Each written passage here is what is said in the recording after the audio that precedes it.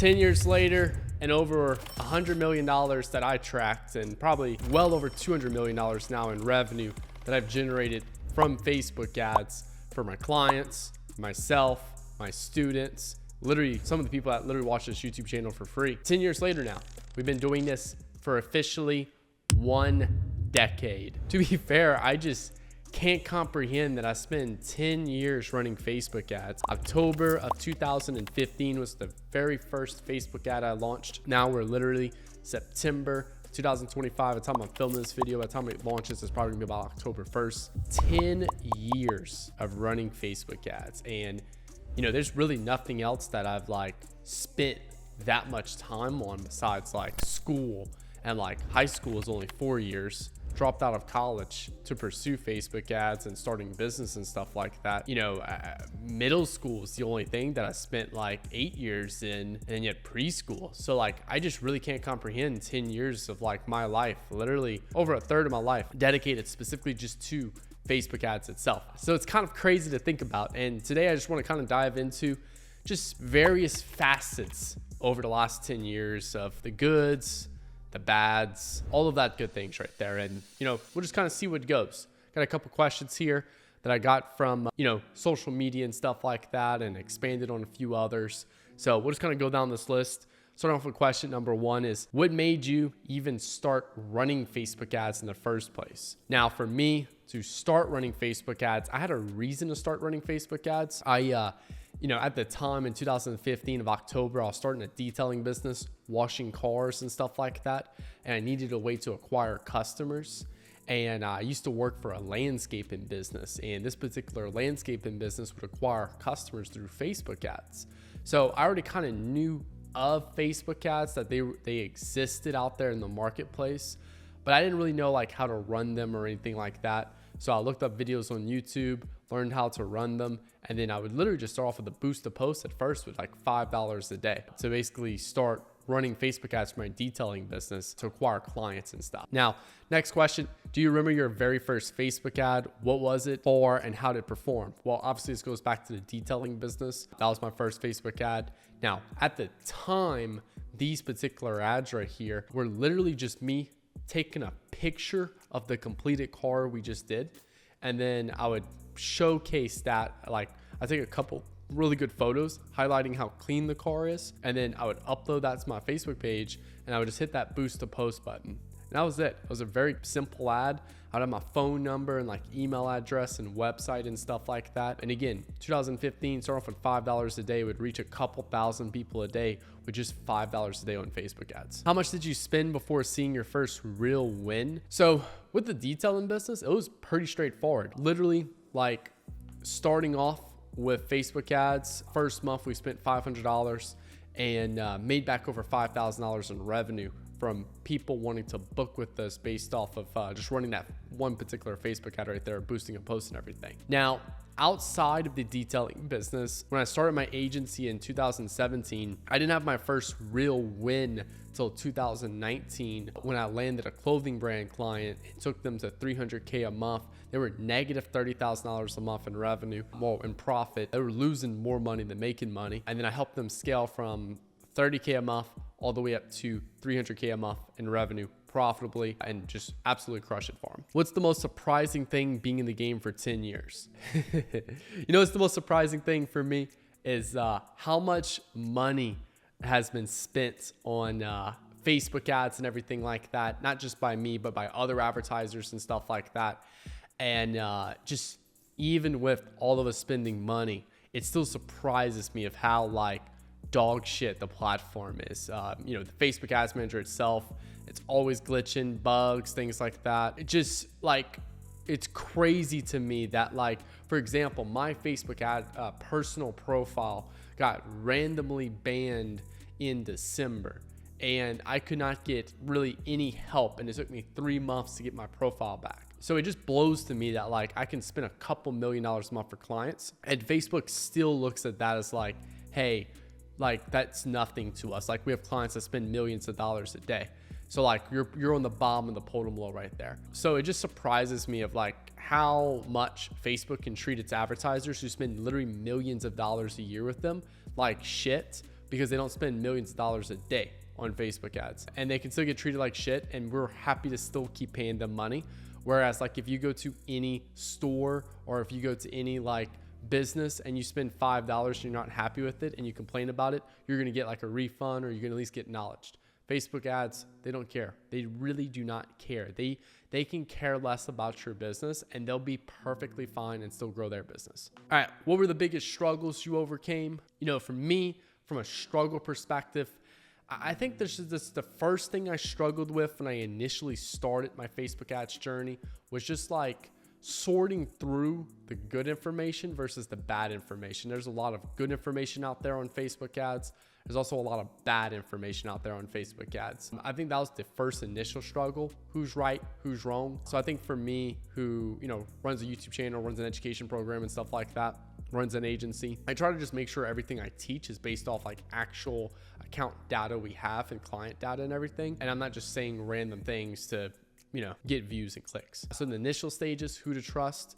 Then after I started to understand who to trust and things like that, it was more of just like, you know, how do I stay more consistent? How do I keep finding people to mentor me and help me level up and everything? How do I keep pushing myself to that next level? And I think that was the biggest thing right there for me. Once I kind of sorted out, okay, who's here to trust? Here's the strategy and stuff I need to follow.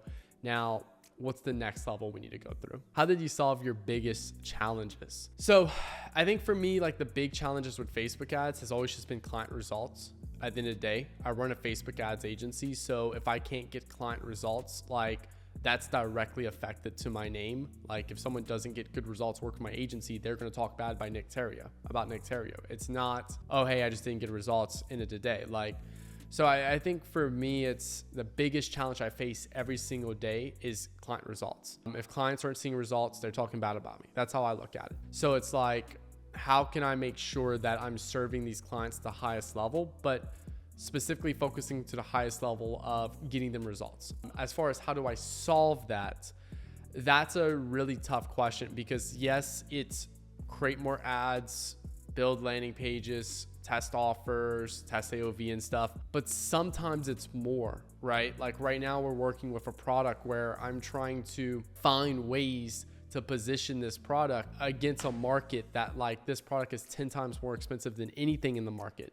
So usually I can just compare this product to the most expensive thing, right?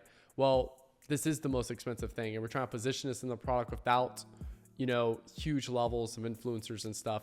So it's that long term of like being able to sit with ad creative problems, not like problems of like we're not getting enough ad creatives, but like we're trying to approach this angle in a way that it just takes time to think about and create a few ads around before you really kind of crack it, because it's like there's a couple ways around it and just needs thinking time, to be fair. A lot of things can be solved with just thinking time, and then the others can literally just be like, okay, hey, let's sit down and let's talk to people in higher level rooms. Honestly, that's my biggest one right there. I'm always investing in mentors. I spend about $15,000 a month between mentors and stuff. A couple of them, Jeremy Haynes, Nick Theriot, Kyrie Oliver, Ray Johnston. That's just 4 of them right there. I spend $15K between those 4 people right there. So like, for example, like if I can't figure it out for myself and my client, then I'm going out there to some of those mentors and people in my network to see if they've had this problem before, and then being able to bounce ideas off of them. This is what makes like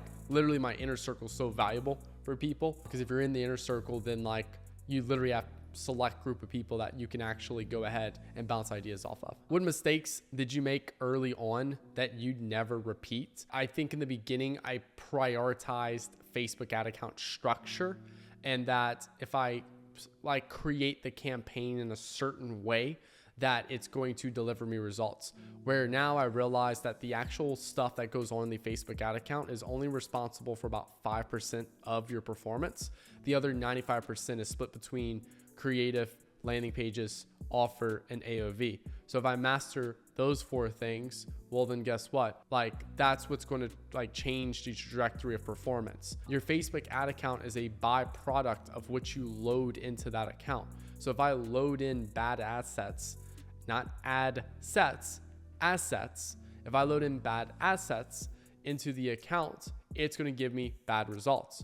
So you just have to kind of keep that in mind. What was the turning point that actually changed everything for you? This was back in 2021. 2021 is when I started treating creative and what you say and what you put in an ad. And I started treating that seriously. And that changed the trajectory for literally all of my clients. Up until 2021, I was just really focused a lot on ad account structure and stuff. So I remember in 2019, I had my first big client win. And I realized it was only because of ad account structure. So I kept applying that ad account structure to other clients. And I think I signed on 11 clients and I failed with 9 clients. I just kept applying that same ad account structure. And I realized the ad account structure means nothing if you're loading it with bad creatives, bad landing pages, bad offer, and bad AOV. So for me, that was like the turning point when I realized that and started taking that seriously, because I started getting way better results for clients. Did you ever think about quitting? If so, what kept you going? I never thought about quitting. Yes, there was days where I wanted to quit. I remember there was a couple of times I was like, okay, hey, I'm not going to quit running Facebook ads, but I'm going to quit the Facebook ads agency thing. And I'm going to go build like a clothing brand, or I'm going to go build like a supplement brand, or I'm going to go do affiliate marketing and stuff like that. But it was things that was never really treated seriously. It was just more like short term. I want to quit this, boom. And then the minute I started getting into this, I'm just like, what the fuck am I doing? My focus is way more valuable if I just keep hammering on the thing that I'm working on right now. So no, never really thought about quitting. Was there times I wanted to quit? Yes. What kept me going was because I had no other options, right? I dropped out of college. I dropped out my second semester of college. I dropped out and I went all in on the detailing business, exited the detailing business, and then went all in on my Facebook ads agency. So I had no other backup options. It was either make this work or I go be a broke loser that lives with my parents until I figure something else out. And I think that social pressure, not wanting to be seen as the broke loser, that pushed me just to keep going. And obviously those other things that pushed me, I want a Lamborghini and stuff like that. But I think at the time, the social pressure is actually what pushed me the most. Knowing that if this fails, I could never get a girlfriend, because what fucking girl wants to, date a guy who's 24, 25 years old, living with his parents, who can barely even afford a car and somewhere to go, right? So it's for me, what kept me going was just that social pressure right there, and realizing not even just because of it's me not potentially being able to live by myself anymore or living alone and pay rent, but also for the fact that literally my whole fucking life depends on this working or not. There's no other options for me. So I think that right there just made me be like, hey, shut the fuck up, quit bitching, get the fuck back up, and go put another rep in. And there was so many nights that I had to literally just scream at myself like that and get back up, go put an extra hour in a work of figuring out, running numbers and seeing what am I missing here. And those extra reps is what just allowed me to keep going. What's the most money you ever lost in a single day from ads? So I personally never really had a big loss on ads because I run an ads agency. So I manage client ads. But I think personally, it was right after I launched my ebook. Right after I launched my ebook, I did 30K in sales. I had almost 1,000 people bought my ebook when I launched it and stuff. That book is still live, called ads.scalebook.com. But from that perspective right there, I remember launching a worldwide campaign and I forgot to exclude India and a few other countries. No hate to my people, because I know I have a lot of people that watch this channel from India, but I remember I accidentally included India, and I launched this campaign at $2,000 or $3,000 a day, and literally it spent all $2,000 or $3,000 on India with 0 conversions. I excluded that and a few other countries, and then I was able to start scaling that ebook on cold traffic right there. But yeah, that's easily my biggest loss that I personally ever had on Facebook ads. Now, my biggest loss when it came down to a client perspective, we had one particular client that was spending, I think, $5,000 or $6,000 a day during peak season for them, because they were really big for Father's Day and Mother's Day, because they were a gifting product. And for them, we had this one photo ad we launched, And like, I didn't think there was anything wrong with the particular person we were showing in the static ad. Like, she looked just like a normal girl. Nothing abnormal about this particular girl. And literally, like, tons of comments about this one particular girl. People making fun of her, like making fun of her body and stuff like that. And like, just giving her all this hate for like no reason at all. Like, it wasn't like she was some famous person or something like that, that like, you know, I still to this day have no clue. Anyway, tons and tons of hate comments and stuff like that. And with Facebook ads, when you're launching a CBO campaign, the ads that get the most engagement are going to get the majority of spend, because that signals to Facebook that this particular ad is doing really well on its algorithm, right? So it signals to Facebook that, hey, like, this ad's crushing, we need to spend more on it. So it started spending a ton of money on this ad and no sales at all. So, and this client was in Australia. So like, the time zone of the ad account was different from when I went to bed and when the client started spending and all that. So I woke up, of course, next day, and I think I went like do my normal morning routine, everything like that. I get to the ad account around 11, 12 o'clock next day. And yeah, spent like $5,000 with no purchases at all. So yeah, crazy time right there. But yeah, that's probably the most money I've ever lost. I still do CBO. I've done CBO now since 2021. So I'm 4 years in on all CBO. And that's the only time that's ever happened to me. And I've worked with dozens and dozens of clients, hundreds of students. That's never happened to me again. So that was just a one case scenario right there. So I still embrace CBO and I still do it. How did you handle self-doubt or people not believing you? Self-doubt was a really big one for me. People who didn't believe me motivated me. I think a lot of people who really want this, they don't care what other people believe about them. But I know people that are like, I'm gonna be an entrepreneur, I'm gonna run Facebook ads, build a big marketing agency. And then like, they go tell all their friends and all their friends are like, you're retarded, bro. And then they're like, you don't believe in me. And like, they like intentionally tell people. And then when people don't agree with them, it's like, I'm cutting them off. Y'all toxic and all that. It's like, bro, you didn't do shit for them to even believe in you.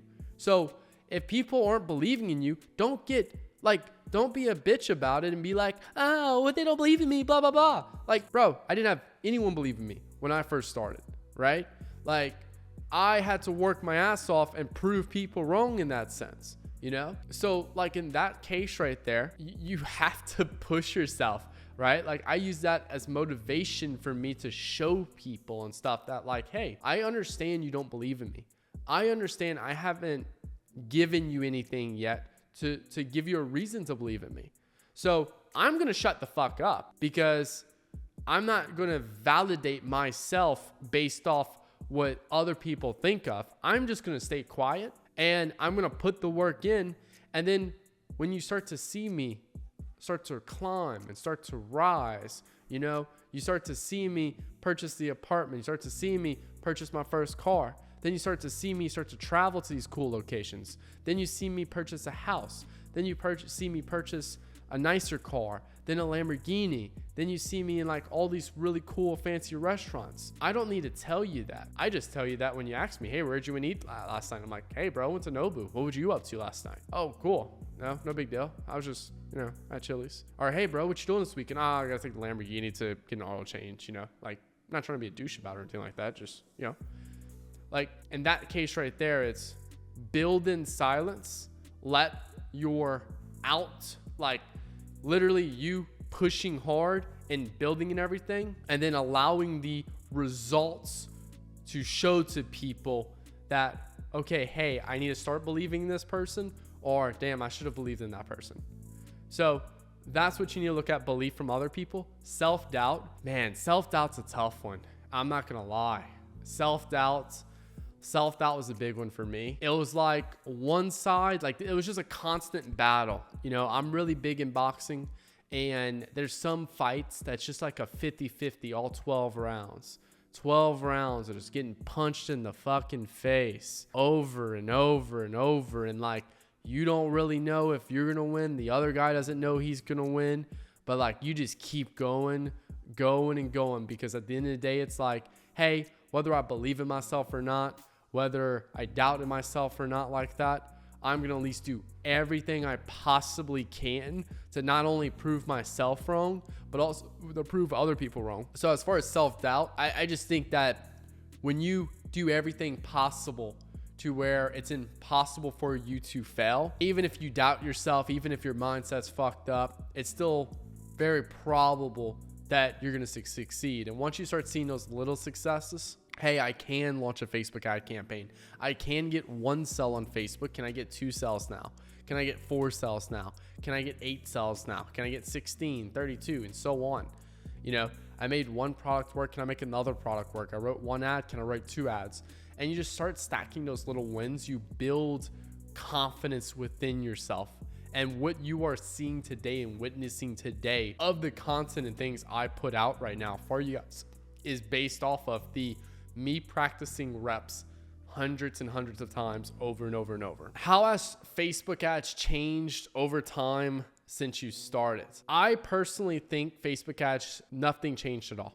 Nothing changed from 2015 to 2025. Technically from the algorithm platform, all that, everything's exactly the same. If I would know what I know today, focusing on creatives, focusing on copywriting to build out creatives that are amazing and like all of those good things, I'd be 100 times more richer. I'd be in a fucking Bugatti right now. With that being said, my personal experience has grown over that time. So again, I went from all ad account structure, lookalikes, testing campaigns, retargeting campaigns, all of these things right here. And then now it's like, hey, like literally, kid you not, September 23rd, 2025, I am currently testing right now. I'm not turning any ads off. So all I got to do once a week is upload some ads and that's it. I can hire a VA now for $5 an hour to upload the creatives for me and set them up in the ad set, and that's it. That's all I got to do. So even more, it's just like, I don't need to touch anything. I think the algorithm was always like that. I think at the time though, we just overcomplicated and we correlated complexity with results, when reality is less complexity is the better. So yes, there has been changes, right? Like in 2015, we still had the power editor, is the old version of the ads manager. We had, very detailed interest targeting. We had like lookalikes and all of that. And like technically we still have lookalikes and stuff, but we had like these very detailed interests. Now we have less detailed interests. We have auto interest expansion. So if Facebook feels like, hey, we want to target people outside of the interest you selected, we have full freedom to do that now. Yes, there's been technical changes of how we use the platform, but I still today think, now what I know, I just don't think there's anything that's been changed. I think if we would have just treated it with the same messaging and same principles today, we would all be 100 times more richer. Like the things we talk about with creative marketing fundamentals, copywriting and stuff like that. This is based off consumer psychology from the first ever ads in this world, which was like late 1800s. And those ads are built on the same principles we build ads today. So nothing is going to change based off algorithm changes and things like that.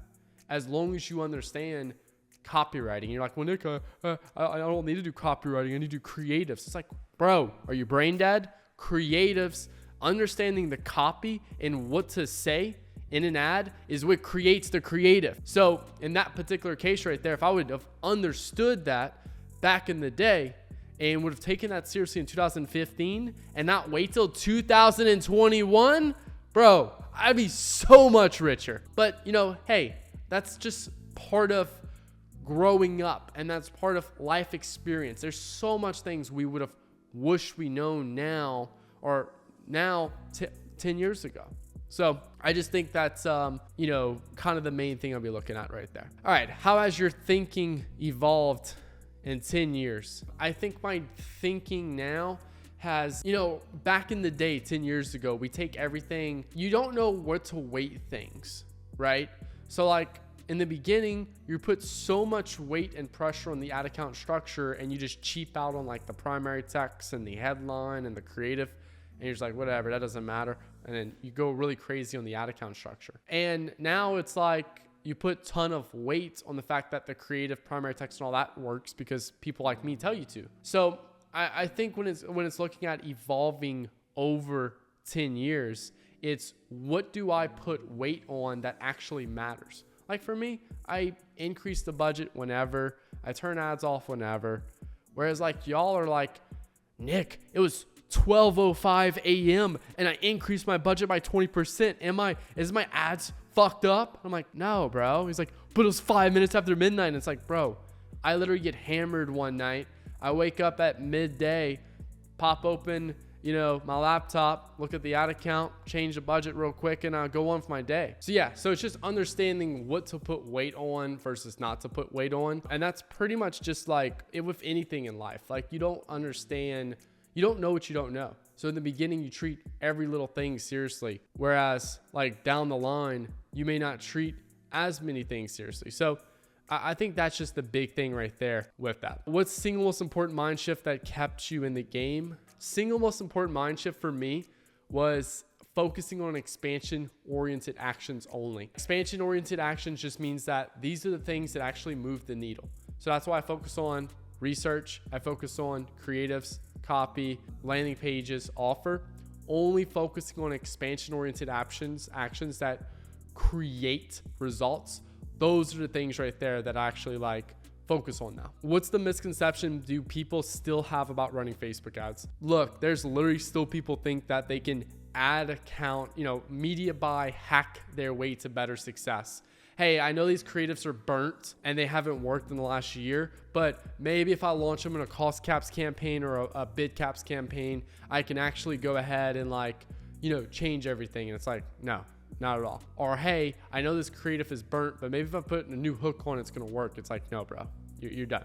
Just, pack it up, go home. What do you miss about the old days of ads? So I think this can kind of go back to the question around what changed. iOS 14.5 hit in, I think, like 2021, April 2021. And I really missed the ability to just for a fact that you're almost one-to-one in terms of the reporting in Facebook ads. So if you got 5 cells in the Facebook ads manager, you actually see 5 cells in Shopify. Now it's you might get 1 cell in Facebook ads manager and you have 5 cells in Shopify. Or in worst case scenario, Facebook reporting 10 cells and Shopify you only have 5. So I just missed that one-to-one attribution. That's it. If you could go back to 2015, what advice would you give your past self? Start taking creative seriously. Creative, landing pages, offer, and AOV. Don't worry about ad account structure. Don't fall for all these gimmicks around different ways to run the account. Keep it extremely simple and then just focus on the main things that you can control. Why do you test in CBO versus ABO? CBO, you're allowing Facebook to spin where Facebook is most likely to get performance and get results and stuff. ABO is basically telling Facebook, I'm smarter than you. Facebook has over 10,000 different data points on each one of its users. So it's way more smarter to understand what creatives are more likely going to work with your particular account and your campaign and everything like that based off what you're selling versus ABO. You are controlling Facebook and basically saying, Facebook, I'm smarter than you. I know what to do. So testing in CBO, I'm going to waste way less money. And then when I find a winner, a true winner where it takes overall spend and impacts performance, where it lowers cost per acquisition and increases spend profitably, all I have to do is up the budget of the CBO campaign. Whereas ABO, you'll test at a low budget, you'll hit on low-hanging fruit, so you'll likely get a lot more winners and stuff like that, but they're not scalable winners. And then you'll move to a CBO, and when you move to the CBO, it doesn't guarantee performance. So I think that's a big problem or big reason why I go CBO over ABO. How do you approach creative testing today versus 5 to 10 years ago? I think when I first started testing new creatives, I would just create a new campaign every time and load in 5 to 6 new creatives. I didn't like that because then I would start having a ton of campaigns in the account and it just makes a lot of other random performance issues. So for me, I did that, and then I did the ABO creative testing campaign. I like the ABO creative testing campaign, but kind of just what we talked about for ABO versus CBO. And then now it's just all CBO. What actions impacted your progress the most over time? I think it's getting in higher rooms and paying mentors, not buying courses, paying mentors. Courses are great for beginners, but after you're done being a beginner, then hiring a mentor works better, because mentors is going to teach you how to think about the thing, where the course is just going to tell you what to do. Here's how to set up the Facebook ads campaign. Whereas a mentor is going to actually work with you and teach you how to think about a topic. So like I mentor 130 students in my Inner Circle program on how to think about creating creatives, market research, creating ads that scale, and scaling up their Facebook ad account. So that's a big one right there. Finding people that's going to help you think about the things you're trying to do, and also two people that's been proven to do it, right? Like I've already been proven to scale multiple accounts and stuff. Whereas I don't want to work with someone who hasn't been already done what I'm trying to do. And then from there, if we're looking at it from a copy perspective and actually learning how to make better ads, daily research works really well. Going ahead and just looking at ads every day, specifically going to look at like big brands like Happy Mammoth, Dr. Squatch, Try Cupids. Those are just some, Hydro, not a product I would recommend selling, but their ads, they pump out a lot of ads and stuff like that. So like those are just a couple ideas off the top of my head. Look at ads every day, research every day on your market, and then write every day. You become a better writer when you write every day. And then when you write better scripts, you have better scripts for your content creators to actually create with that product. What are the number one creative mistake you see brands make? I think the biggest creative mistake brands make is that they get attached to one creative, and then after they get attached to one creative, they refuse to test anything else. So when you find a winning angle, you have to understand that it's not just one angle that's going to scale you. This is just one of the many winning angles you're going to have over time. And brands just get way too attached to one angle, and they refuse to test other desires, other awareness levels, other sophistications, other ways to create that creative that's going to give it a fresh feeling to it. How do you know when an ad is a winner? Long story short, it's in a CBO campaign. It takes overall spend of that CBO campaign. The overall ad account cost per acquisition drops. So now you're more profitable, and now you can increase spend. That's how you know it's a winner. How do you decide what to kill an ad? For me, this is a tough one, right? Because it's not as night and day anymore. Like I said, lately I've been just leaving all ads running. Even if they look horribly unprofitable, I leave them on because overall account performance is crushing. So when I'm looking at killing ad, I'm looking at the last 7 days, and I'm just basically looking at the last 7 days, and I'm just looking at, okay, what got the least amount of spend and the worst cost per acquisition first. And then from there, just kind of working my way up to what got the most spend with the worst cost per acquisition.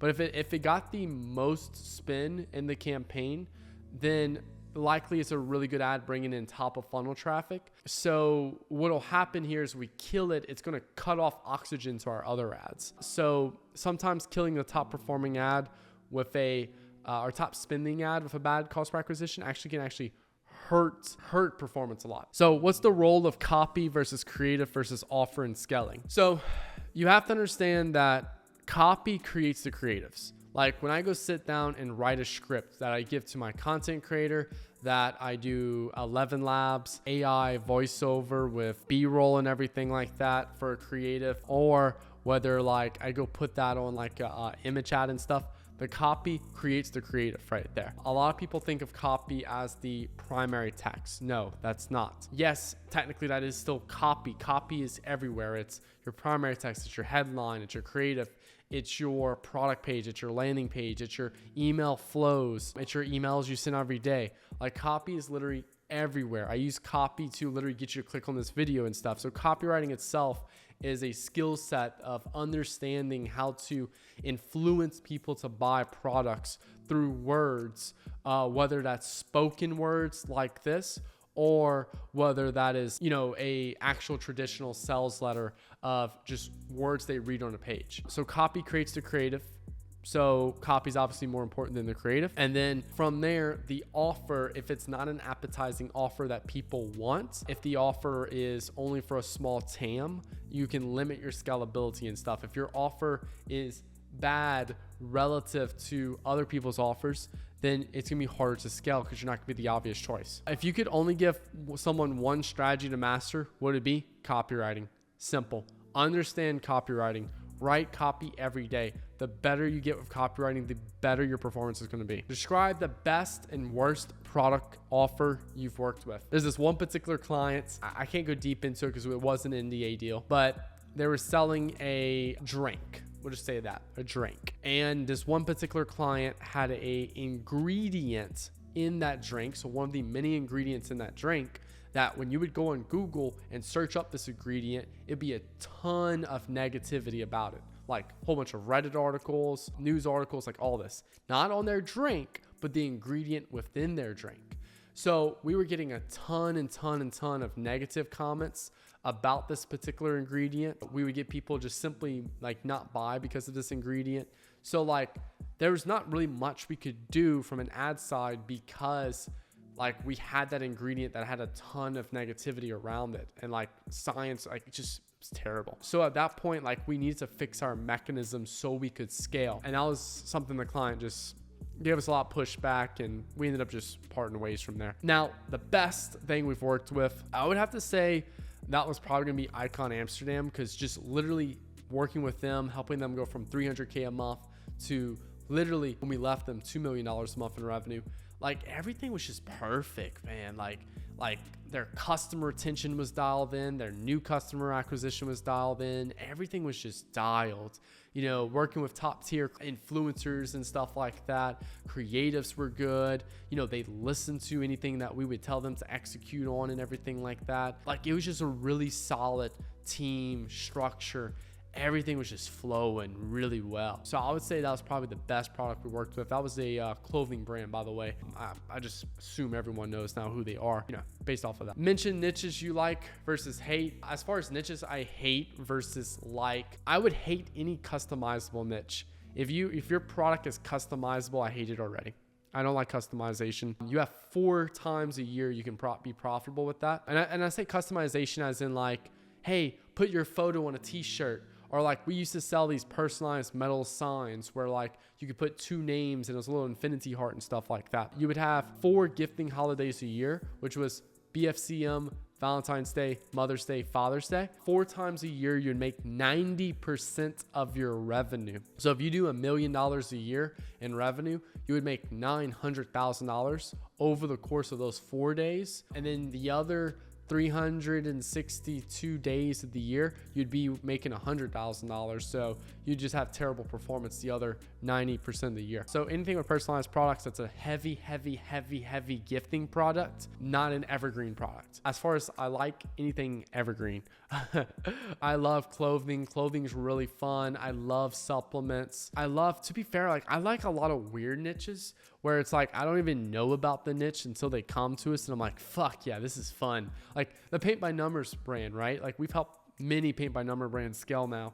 And, you know, just to be fair right there, like I would never expect that particular niche to scale. And like, you know, as of today, we signed back on with another Paint by Numbers brand and we're already at nearly 30K a day in revenue. We scaled from $600 a day of ad spend to 8K a day of ad spend within like 2-3 weeks. So like just things like that. Evergreen that can be sold all year round. And then also too can be attached to a strong desire.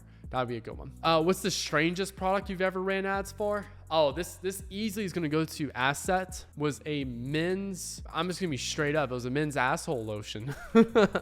We literally created an ad with a, cause like obviously you can't show a man's butt and specifically his hole on like an ad. And so my designer came up with the idea of doing 2 donuts, and we did a donut that was like molded and like old and just like was left out for a couple of days and it was just like all shriveled up and nasty. And we did a nice glazed donut as for the right side, and we did that's how we did our before and after right there. And that particular ad right there, I mean, I can't tell you, like I see it still circulating on Twitter. I still see people going ahead and like resharing it and stuff like that. So I just think that was like a phenomenal run right there for the ad we created, but then also too for like the strangest product we've ever ran ads for. What product scaled way bigger than you expected? This was back in 2022 when we were working with Bright Sport. Shout out Alex Chan.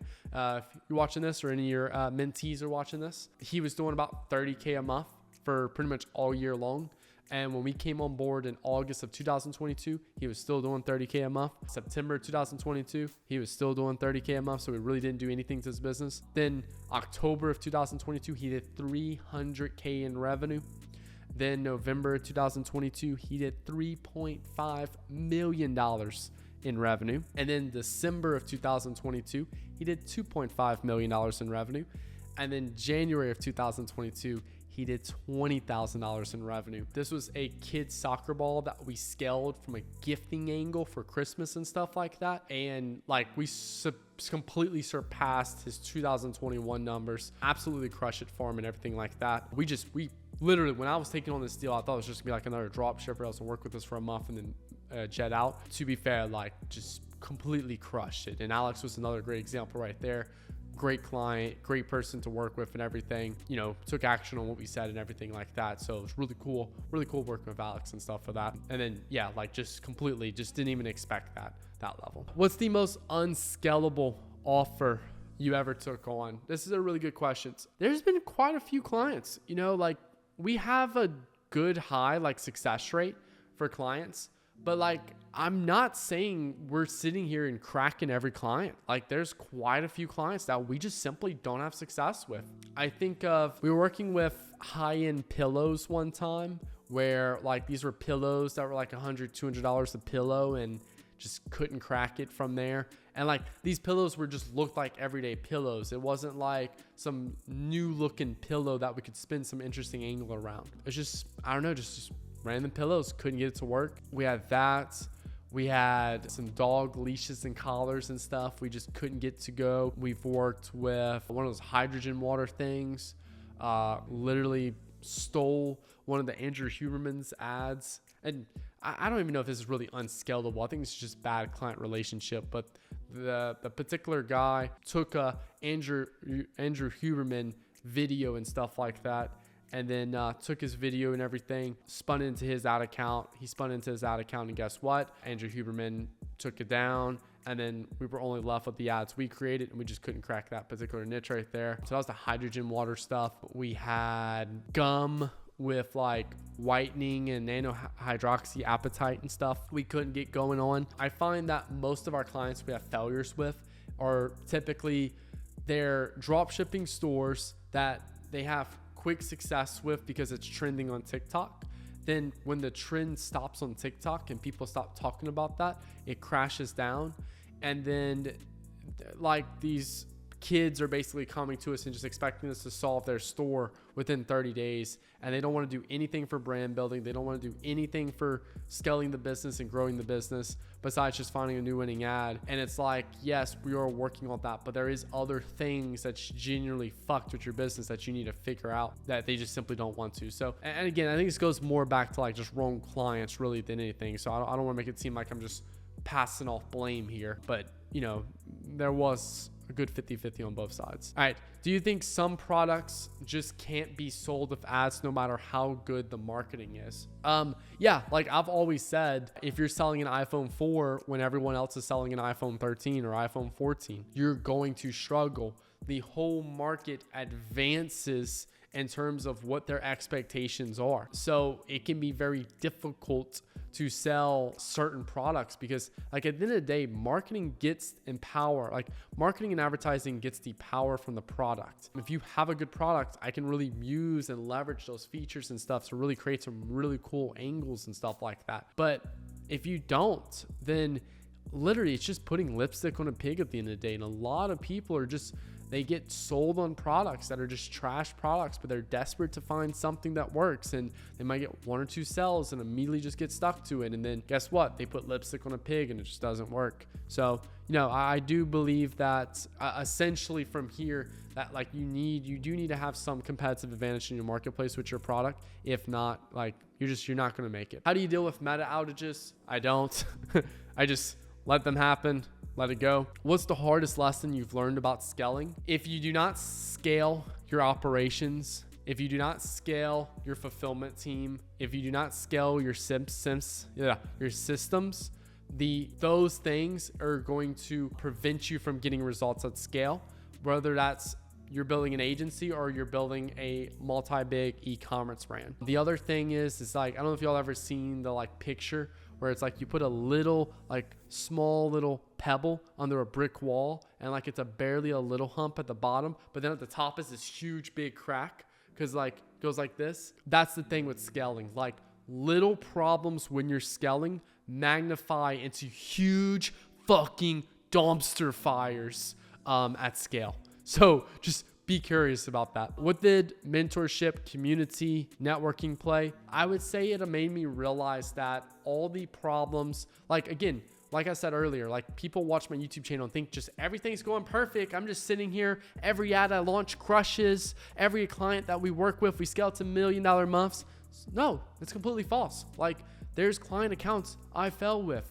There is days where I'm like, I don't feel like I don't know what the fuck I'm doing, right? Like I have those days. Even today, 10 years later, I still feel like I have no clue what I'm doing with Facebook ads. So I think with mentorship, community and stuff, it allowed me to understand that not everyone's crushing it. People may make it look like that online. People, especially Twitter's fucking horrendous for this. Twitter will make it seem like everyone's driving around with Bugattis. Everyone's doing, 100K days on Twitter. And that's just not the case. I've seen so many people flexing those big numbers and stuff like that, and then just crash and fall down and then go ghost and never go back on Twitter again. So from there, mentorship community actually helped my mental health of understanding not everyone is doing those numbers. And it's actually very, very rare. And the very few people that hit those numbers, even fewer people hold those numbers for long-term success. All right, how do you deal with iOS 14 changes? Long story short, I just kept doing what I'm doing. I didn't really do anything. I just kept it rolling. I can't give y'all an answer for that. Like, yes, I got attribution softwares and stuff like that, but I just adjusted to the fact that I couldn't see all my data anymore. How do you manage stress of ad accounts getting banned or shut down? Again, this goes back to I work with serious brands and people that are really building really cool things that are ethical and stuff. It's funny because at the time I'm making this video, about 2 days ago, I was talking to a student saying we've only had one ad account banned in the last 4 years. And of course, right after I said that, today, September 2023 or September 23rd of 2025, we woke up to one client who had 2 accounts with us, as in they have 2 stores that we're running ads for, but under their one business manager, and their business manager got shut down. So now we have technically 2 clients down, but it's one client that pays us. So yeah, what's your process when things go completely sideways? Take a step back, take a breath, say a little prayer to God. That's something that's big this year for me. I've personally been diving into my faith and everything, but take a step back, say a little prayer to God, and then usually when mistakes happen and things go sideways, what makes it worse is when you're too close and you're making a bunch of rash decisions. Taking a step back and really just kind of thinking things through. Go for a little walk, take a little hot bath with some Epsom salt in it, go for a run, and then, all right, let's actually sit down now and let's look at this problem here. That's my plan, because when you show up mentally refreshed, you can actually focus on solving it. When you're too close to the problem, you can't effectively think of better solutions and stuff like that. All right, if I had to start over today with 0 experience, what would you do differently? I think for me, I can't say I would do anything differently because I'm here where I'm at and I dreamed of being where I'm at. And I believe that everything happened exactly how it needed to happen to be where I'm at. So I think if I start over today with 0 experience, what would you do differently? I think it just goes back to, I wish I would have known creative copy and all that played a bigger role. I wish I would have put and treated that more seriously compared to now. All right, where do you see meta ads heading in the next 5 years? Full human intervention removed. You have an upload button and a budget, and all you do is upload creatives and you give it the budget. That's it. And then a URL. It does everything else for you. It's a black box. What advice would you give to someone starting today? Start writing an ad every day.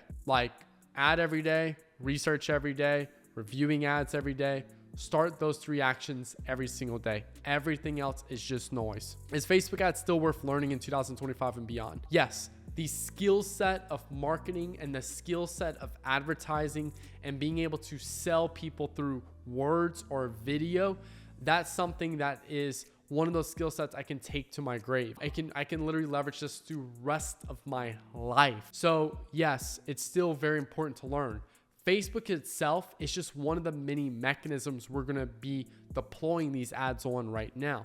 We had newspaper advertising, radio advertising, Google advertising, Facebook advertising. guess what? When the next big thing comes through, I can just deploy the same skill set that I've learned on Facebook ads, not single CBO structure, but the actual skill set of creating content that sells people. And that's the skill set that you're gonna learn, but you need to use that skill set on Facebook ads. So the idea of learning Facebook ads is gonna force you to grow that skill set that's gonna serve you the rest of your life. How do you see AI changing the way ads are run? I think right now, like, AI is doing a good job. It's making it easier for people to execute on creative. Not necessarily, hey, I don't have to think about creative anymore. It's, hey, instead of me needing to do a photo shoot now, I could use like Nano Banana or, ChatGPT to pull out quick graphic for me. So the speed of execution on creative has been cut down, but you still have to be intentional with the creatives you put in the account. It's not so much, hey, I don't have to think about anything and just throw things in the account and hope something sticks. So I think right now, for people that know how to market and advertise, it's making it easier for them to pump out more ads. For the people who do not know how to market and advertise, it's making it easier for them to pump out more garbage and more junk in their account that's just clogging up their creative pipeline. I do see AI continuing to evolve and continue to basically improve to where you can get better and better results down the line. But I think right now specifically, that's the biggest thing I'm seeing. What skills will always matter, no matter how much the platform changes? Come on, we already know. Copywriting. Already said it a million times already on this video. After 10 years, what are you most proud of? I think for me, from the most proud side, that's a tough question, but I think for me, I'm proud I stuck with something for this long. I've never really stuck with things for that long in my life. So I think this is one of the longest things I've stuck with in my life. So I'm just proud of myself that I stuck with this long. I'm proud I'm still pumping out YouTube videos and stuff. I'm proud that I'm still running Facebook ads. I still love what I do and stuff. And for doing that for 10 years and so many possibilities that could have been derailed and I'm still doing this. I think that's just, that's big for me. What excites you the most about the next 10 years? That's a tough one because I love what I do every day. I'm excited about doing the same thing. That's the same thing I've been doing the last 5 years. Every day is the thing I'm excited to do the next 10 years. I'm excited to work on bigger accounts. I'm excited to make cooler YouTube videos and more in-depth YouTube videos and stuff. Before I filmed this video, I filmed a 4.5 hour video of me building Facebook ad for a random subscriber. So I thought that was cool. And I don't know, I think I'm just excited to continue to practice my craft and see what happens over the next 10 years. If you could leave one golden rule about Facebook ads behind, what would it be? When shit hits the fan, give that ad account an extra 2 or 3 days of just running without turning anything off. No, seriously, I can't tell you how many times I just take a step back, give it an extra 2 or 3 days to breathe, and then boom, performance corrects itself. But yeah, I think the golden rule for me is focus on copy, focusing on how to sell people through content. And once you understand how to sell people through content, you will surpass the next 10 years in terms of learning and growing and stuff like that, and focusing on the highest level actions. And then don't forget about landing pages and offer and AOV, as that also plays a role in the performance you do on Facebook ads. Yeah, that was 50 questions right there. Hope y'all enjoyed this video, getting 10 years running Facebook ads and everything. So thank y'all so much.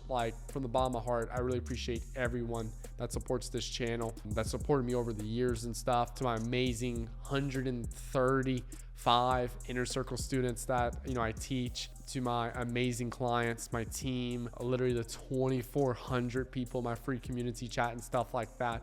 Literally every single person that, even if you just leave a like, to those people that haven't even gone to any of my stuff, I appreciate y'all a ton. I'm only here because of you guys, and I just want to thank y'all. Thank y'all a lot. It's not just me. You guys have also helped me out a lot along this way. So I appreciate all y'all a lot, and y'all have a good rest of y'all day. Have a good one.